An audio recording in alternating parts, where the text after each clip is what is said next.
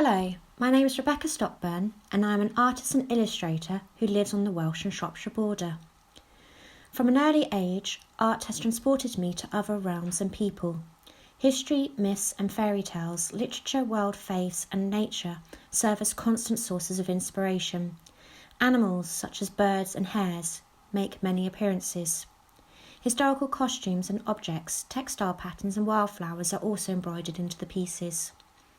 A lot of my ideas come to me in my dreams, whilst walking in the countryside, or when in my garden.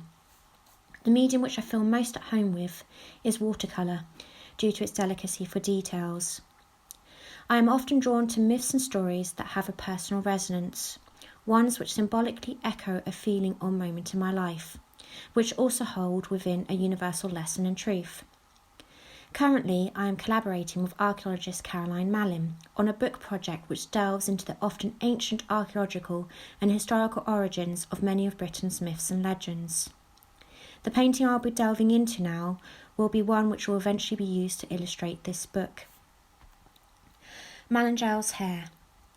In the legend of St. Mallingel, the hare escapes from the princely hunter and his two dogs to hide under the skirts of the Christian hermitess in the valley near Llangignog in the Barrett Mountains, Powys, Wales. However, the story is likely much older, and it is likely a memory of a stellar event in relation to the site's landscape from 3,500 years ago.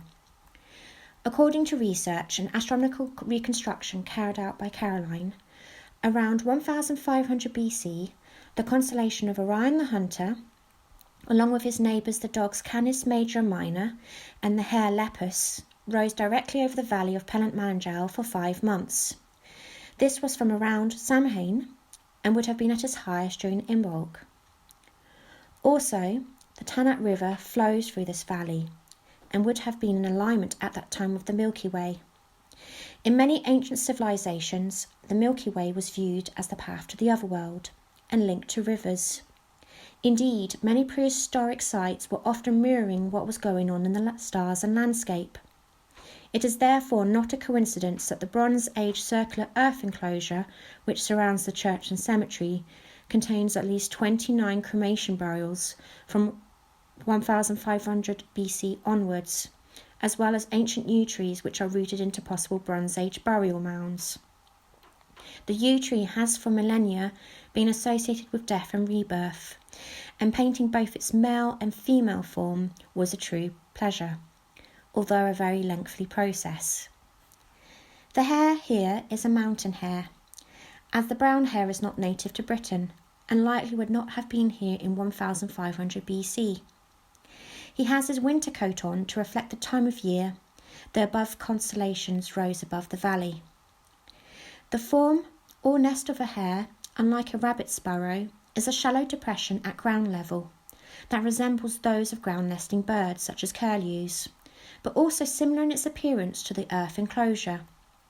The skirt of Mallingel becomes the hill which towers protectively over the hare's nest. Hares were companions of moon goddesses and messengers to the otherworld. The skirt is fanciful, with oak and mistletoe in the form of the sacred spiral. The Druids revered the oak tree and the mistletoe that grew on it. According to Pliny the Elder, at the winter celebration of Samhain, the sacred oaks were bare except for the green boughs of mistletoe, and this was taken as a sign of eternal fertility.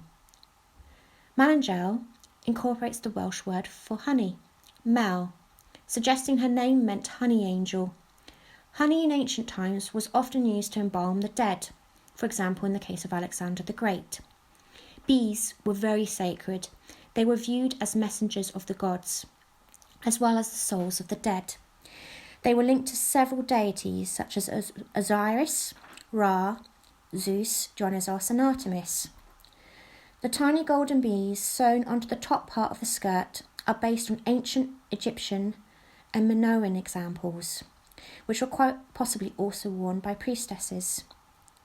Indeed, high priestesses were known as queen bees, and the chief oracular priestess at Delphi was known as the Delphic bee. Analysis of pond sediments from around 1500 BC show that the Tanat Valley was quite marshy at the time, with the presence of mostly willow and alder in the lowlands, as well as oak. These trees were also used in the cremations, alongside hazelwood, which was quite often linked to prehistoric burial practices. The uplands in the background would have already mostly been deforested. Throughout the painting are little details and moments captured when living in this beautiful landscape: a fox beneath the trees and ferns, an owl hidden in the branches and darkness.